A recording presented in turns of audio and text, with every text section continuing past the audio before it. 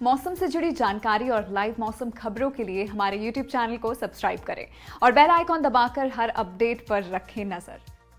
नमस्ते दोस्तों, sky met weather में आपका स्वागत है। मेरा नाम महेश परावत है। आज आपने देखा होगा कि जो गंगानगर है और उसके आसपास के इलाके चुरू, बीकानेर, यहाँ पर तेज हवाएं चल रही हैं और हवाओं की रफ्तार भी काफी ज्यादा 25 से 30 किलोमीटर प्रति घंटा की रफ्तार से हवा चली है और हल्की बूंदाबांदी गंगानगर और उसके आसपास के इलाकों में देखने को मिली है। लेकिन पंजाब के कई भागों में बारिश की गतिविधियां हुई हैं, ठंडा शावर हुए हैं और हरियाणा में भी एक दो स्थानों पर बारिश की गतिविधियां देखने को मिली है, लेकिन बहुत ज्यादा हल्की बूंदाबांदी ही हुई है। तो वेस्टर्न डिस्टर्बेंस आप देखिए, पूरा सफेद जो बादलों का समूह है, आप देखिए पूरा पाकिस्तान कवर हो चुका है।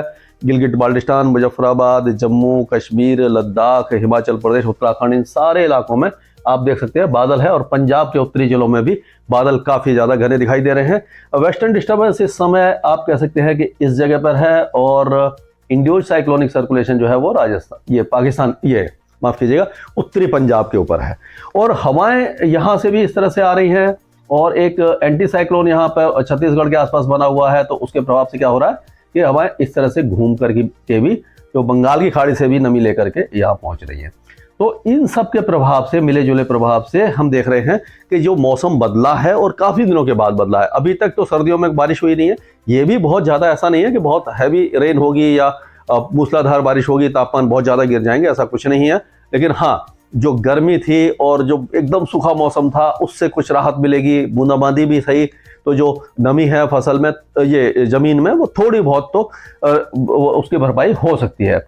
तो ये सारा जो सिस्टम है ये अब धीरे धीरे आगे बढ़ेगा और ये 1 तारीख को भी, यानी 1 मार्च को भी बारिश की गतिविधियां इन इलाकों में देगा। उत्तरी राजस्थान में भी, पंजाब, हरियाणा और उत्तर पश्चिमी उत्तर प्रदेश में भी बारिश की संभावना नजर आ रही है और 1 मार्च को हमें उम्मीद है कि उत्तराखंड और हिमाचल प्रदेश के कई इलाकों में तेज बर्फबारी हो सकती है और ओलावृष्टि भी उस इलाके में हो सकती है। तो ये वेदर सिस्टम थोड़ा सा स्ट्रांग है और ये 2 तारीख तक इसका असर देखने को मिलेगा।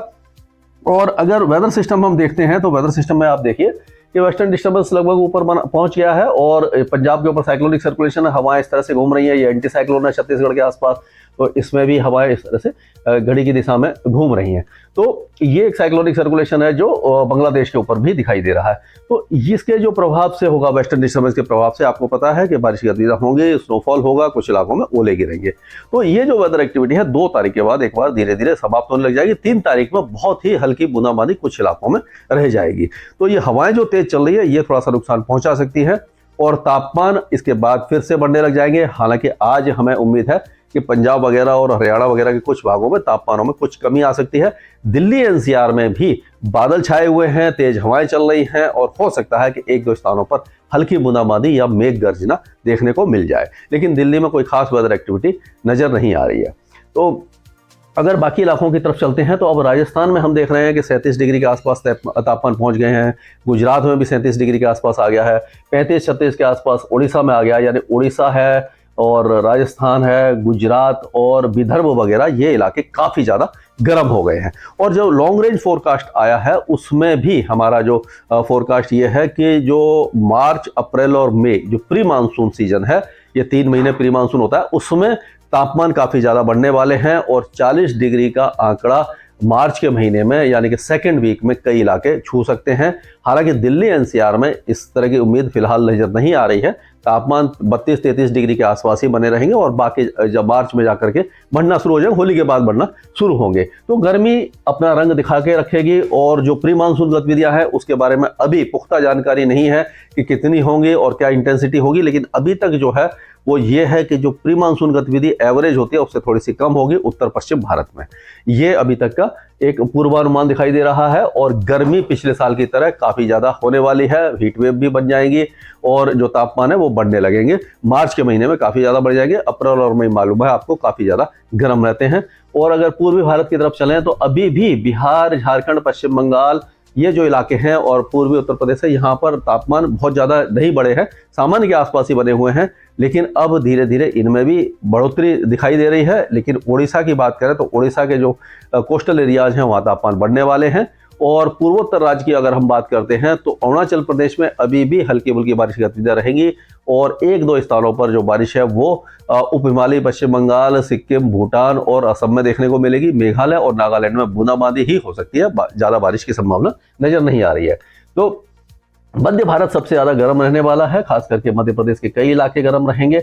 अभी जो बारिश की गतिविधियां हैं या जो वेदर एक्टिविटी है वो उत्तरी राजस्थान में ही देखने को मिलेगी।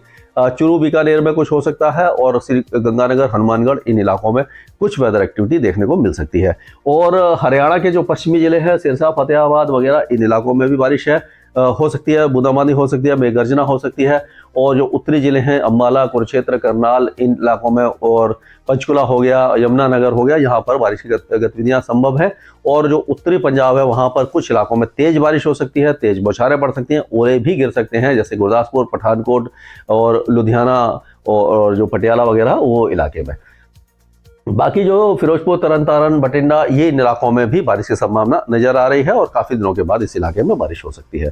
दक्षिण भारत की तरफ अगर हम चलते हैं तो तमिलनाडु के कुछ इलाकों में हमने बारिश देखी है और अब लक्षद्वीप में भी बहुत हल्की बारिश हो सकती है।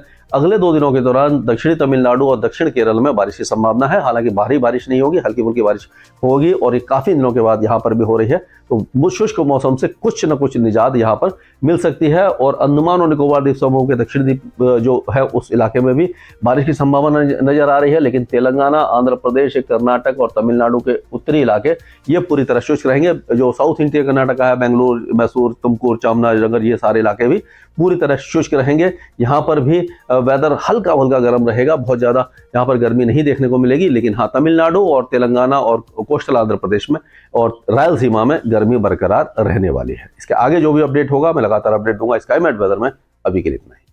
मौसम से जुड़ी जानकारी और लाइव मौसम खबरों के लिए हमारे YouTube चैनल को सब्सक्राइब करें और बेल आइकॉन दबाकर हर अपडेट पर रखें नजर।